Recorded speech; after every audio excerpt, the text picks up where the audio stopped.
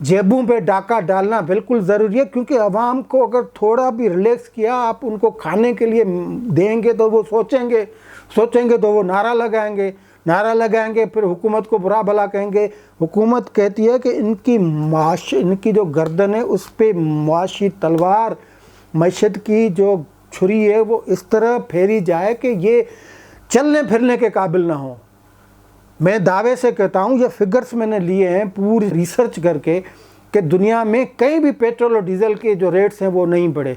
अब मैं बताता हूँ दुनिया में क्या हो रहा है। ईरान का लेते हैं ना, ईरान का 28 फरवरी से ये जंग शुरू हुई है, आज तक ईरान में पर लीटर 8 रुपये पेट्रोल का रेट है पाकिस्तानी, 8 रुपये पाकिस्तानी। डॉलर में वो 0.29 इस तरह बनता है, 8 रुपये लीटर है। सब्सिडी धड़ाधड़ दे रही है हुकूमत वहाँ पे।